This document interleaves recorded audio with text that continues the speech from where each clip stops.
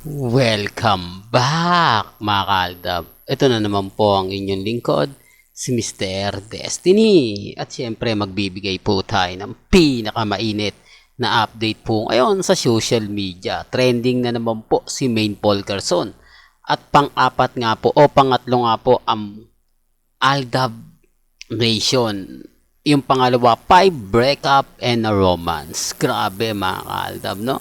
Sabi ko nga po sa inyo dito sa channel ni Mr. Destiny, 101% updated po kayo. Lalo na po kay Julia Montes, kay Alden, at kay Maine Polkerson. Ang masakit po nito, hanggang ngayon walang ganap ang main fanatics at army. Kaya nga po kita nyo, yung nilabas po natin video na kuha sa CapCut, pinagkukuha po nila. Dinownload nila sa kanilang social media account, tapos kung ano-ano po yung mga sinasabi nila, kung ano-ano yung mga masasakit at maaanghang. Bakit nga po ba affected ang Armin at Maine fanatics? Di po ba? Ano nga po bang wala naman po silang mahihita. Wala naman pong kasi sa totoo lang po, kasal na kuno si Congressman Spotted at si Mengay. Bakit nga po ba pumuputok ang butsi ng mga Armin at Maine fanatics? Pansin nyo mga kaaldab, ang laki talagang hindi ko alam mga kaaldab kung bakit guilty sila. Dahil nga po ba na may hindi maganda silang balita na nasagap? Dahil nga po ba merong press conference na magaganap? Oops, issue na naman yan, Mr. Destiny. Kaya ka nababash eh. Kaya ka lagi na pag-iinitan dahil sa mga ina-update mo. Lalong-lalo na nga po pagdating kay Congressman Spotted at kay Alden Richards, di po ba? Pero bago tayo magtuloy at bago natin pag-usapan itong napakagandang update natin, kung bago ka lang sa channel na to at isa kang true-blooded Aldab Nation na nagmamahal po kila Mengay at Isoy, tama po ang channel na pinuntahan mo, kaya consider na po kitang bagong subscriber. At huwag mong kalimutang i-share ang mga video po natin sa mga mamis, sa mga titas, at sa mga senyor. Remind ko lang po dun sa mga taong nagre-react, dun sa mga taong nagko-komento, sa mga nagsasabing fake news ako, sa mga nagsasabing, nako, ikaw Mr. Destiny, wala kang wala kang ganon. Okay lang, di po ba? At least, updated tayo. Di po ba? Pabor man o hindi, kailangan nyo po pong malaman. Gaya po ngayon, etong Armin, wala po silang update. Di po ba? Wala silang ganap. Wala silang masabi na natin, sige, bibigay ko na po yung na nasa Los Angeles si Mengay para maging masaya sila. May ganap nga po ba?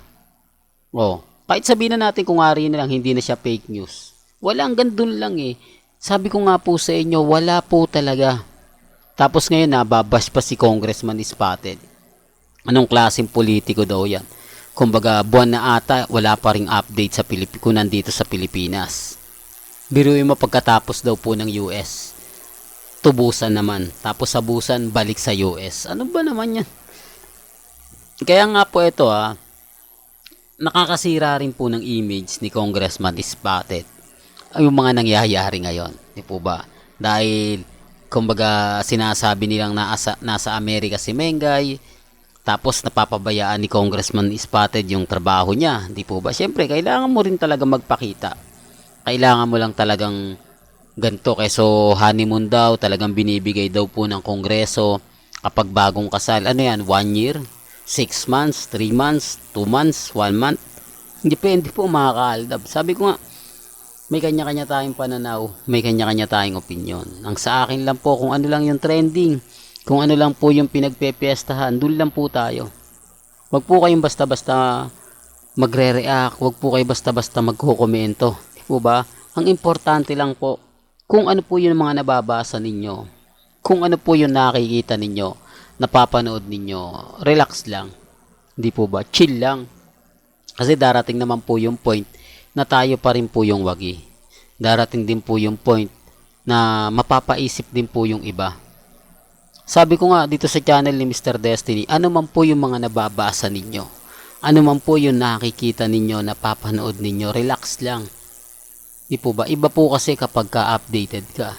Iba po kasi kapag ka nakikita ninyo, nababasa ninyo, napapanood ninyo. Kaya nga po ako masayang masaya eh. Lalo na nga po kapag marami yung mga sinasabing ganito, marami yung sinasabi ng ganun.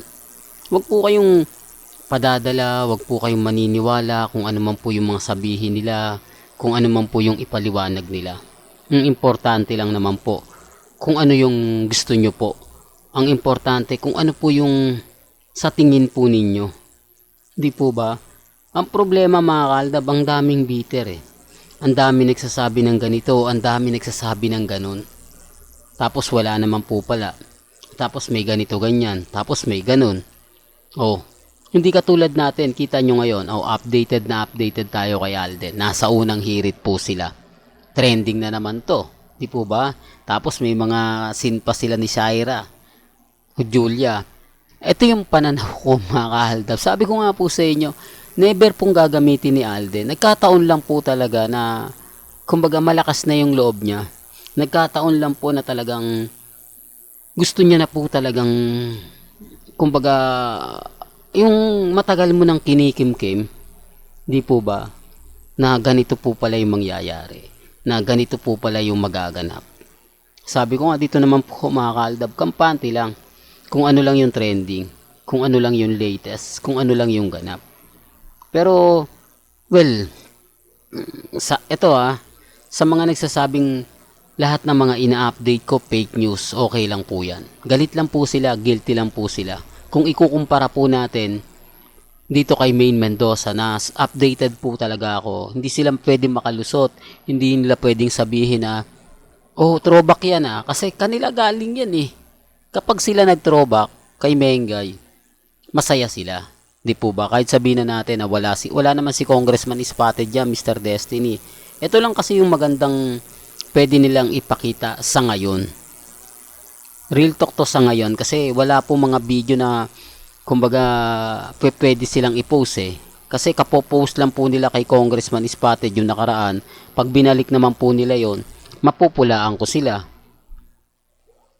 Ang ibig kong sabihin, magkakaroon na ng pagbabago. Magkakaroon na ng, oo nga Mr. Destiny, napanood ko na yan eh. Yan na naman ang inulit nila eh. Wala na ba silang bago? Yun ang punto ron. Matatalino rin naman po itong mga nagre-repost. Hindi naman po paulit-ulit. Kumbaga pagpapahingahin lang po nila ng 2 buwan, 3 buwan, sa kanila re-repost. Di po ba? Ang problema lang po, yung mga taong ganito, yung taong ganon. Basta ako, kumbaga kung ako tatanungin po ninyo, ramdam ko na. Di po ba? Pero hindi ko kayo pinipilit. Wala pong pilitan sa channel natin. Kasi sa mga sinasabi at nagiging pahayag nga po ni Alden Richards, iba na eh. Kumbaga sabi ko nga, naging mas matapang na siya. Mas gusto niya na yung gusto niyang sabihin. Hindi na siya natatakot ano man po mangyari. Di po ba? At hindi po talaga ginagamit ni Alden si Maine. Remind ko lang, wala na pong pababa na yung karir ni Mengay. Kumbaga sa araw, palubog na. Di po ba? Masakit pero yan po yung katotohanan. Kasi kahit yung mga endorsement niya, hindi natin alam kung ano na nga po ba yung mangyayari. Hindi natin alam kung magkiklik pa po ba o hindi na. Basta sa akin mga kaaldab, sabi ko nga po sa inyo, kung ano lang po yung trending, kung ano lang po yung latest, dun lang po tayo. Wag po kayong basta-basta maniniwala sa mga sinasabi ng iba. Real talk to mga kaaldab, basta ako, gusto ko updated lang po kayo.